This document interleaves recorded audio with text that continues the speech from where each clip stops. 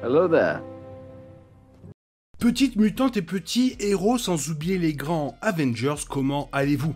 D'après vous, quel rôle va jouer Steve Yeun dans le MCU? Votre réponse en commentaire.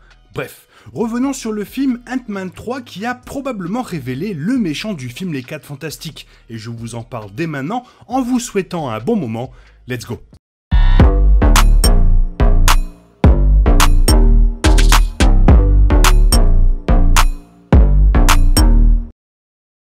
Ant-Man et la guêpe, Quantumania vient peut-être de présenter le méchant du prochain film Les 4 Fantastiques pour Marvel. Pour l'instant, il n'y a pas de mot officiel sur qui Monsieur Fantastique, la Femme Invisible, la Torche et la Chose devront se battre lorsqu'ils feront leur début dans le MCU. Cependant, il est possible que leur ennemi soit déjà dans le Marvel Cinematic Universe. L'attente générale pour une histoire des 4 Fantastiques est que le principal antagoniste sera le Docteur Doom. Mais finalement, il n'y a vraiment aucune raison pour que leurs plus grands ennemis doivent être rencontrés en premier. Après tout, Doom est l'un des dizaines de candidats viables pour apparaître comme le méchant de ces 4 héros.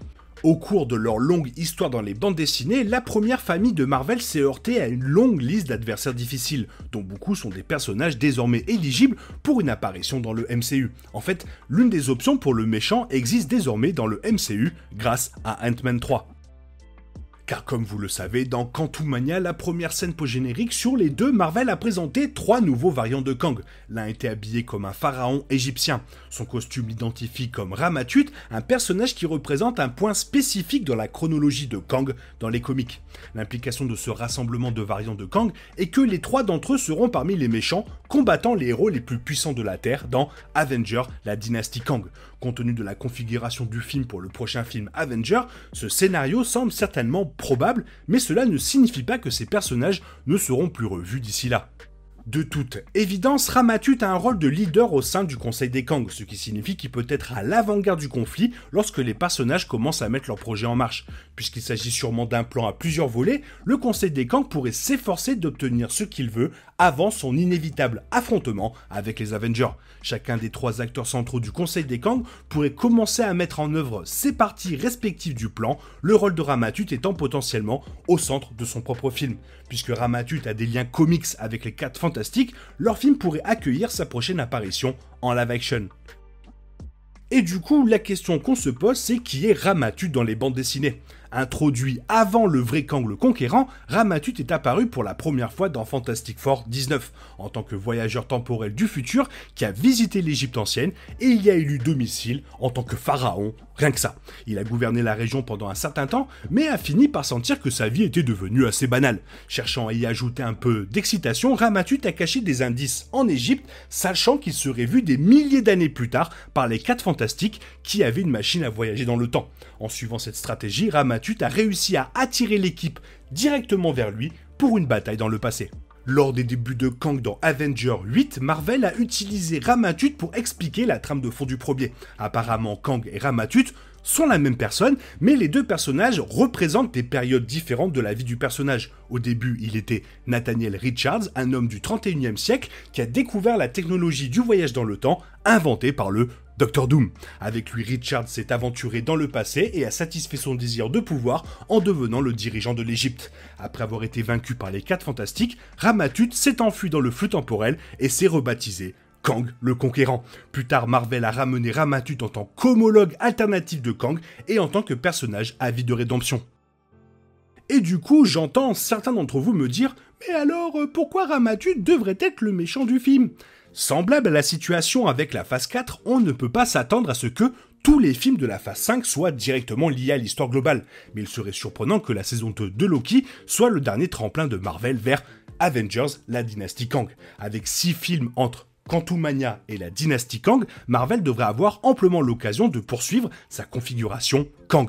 Les 4 Fantastiques seraient dans une excellente position pour faire avancer l'histoire des Kang, d'autant plus qu'il s'agit du dernier film MCU avant Avengers 5. Si un variant de Kang, en particulier Ramatut, est son principal antagoniste, son histoire peut mener directement à la dynastie Kang. Grâce à Ramatut, Marvel a un moyen de maintenir les 4 Fantastiques en ligne avec les thèmes principaux de la saga du multivers, tout en étant différent de tous les autres films Marvel en même temps. Si Marvel s'inspire de l'intrigue de voyage dans le temps de Fantastic Four 19, l'équipe pourrait finir par combattre Ramatut dans l'Égypte ancienne. Un film se déroulant au moins partiellement à cette époque l'éloignerait évidemment de tous les autres films centrés sur l'équipe. De plus, cela permettrait à Marvel d'utiliser Kang d'une manière qui ne risquerait pas d'abuser du personnage MCU de Jonathan Major, puisque Ramatut peut faire ressortir des éléments de lui qui n'ont pas encore été vus de lui, comme sa soif de pouvoir. Aller dans cette direction ferait des 4 Fantastiques un volet profondément significatif pour la saga multiverselle. Et donc, comment le film Les 4 Fantastiques pourrait mettre en place Avengers 5 ? Un peu comme l'approche de Marvel pour Avengers Infinity War, Avengers 5, la dynastie Kang, n'est peut-être pas une véritable histoire des Avengers, et peut en fait être un autre film croisé qui intègre plusieurs coins du MCU. Si tel est le cas, les 4 Fantastiques pourraient être en jeu. Et si tel est le cas, leur bataille avec Ramatut peut se terminer lorsque l'équipe apprend l'existence du Conseil des Kang, préparant ainsi les 4 Fantastiques pour un rôle dans Avengers 5, la dynastie Kang. Il se peut que vaincre Ramatut donnera aux héros du MCU une victoire rapide sur le Conseil des Kang, en particulier si cela privera les méchants d'un membre majeur de leur groupe.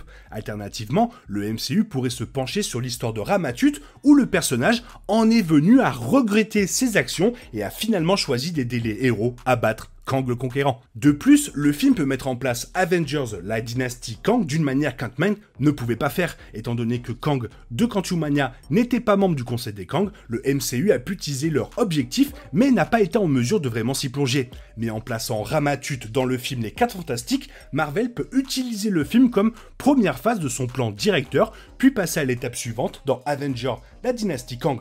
En fonction de son succès contre les 4 Fantastiques, Ramatut peut revenir pour unir ses forces avec ses collègues variants de Kang dans le film avec tous les autres héros. Voilà qui devrait être le méchant pour les 4 Fantastiques et comment devrait se dérouler le film, étant donné que le scénariste a décrit le film comme une grosse surprise et surtout, Peyton Reed voulait faire un film sur les 4 Fantastiques dans la zone négative, à l'image de Ant-Man 3 dans le Royaume Quantique. Et comme nous avons déjà eu 2 projets 4 Fantastiques qui nous présentaient le Docteur Doom, je ne vois aucun intérêt de commencer avec lui. Mais par contre, mettre en place Avenger la dynastie Kang serait beaucoup plus logique. Toi, qu'est-ce que tu en penses ? Fais-le moi savoir dans la zone commentaire, et il est temps pour toi de reprendre le cours normal de ta vie, et on se retrouve demain pour une nouvelle vidéo. Bisous bisous, bye bye.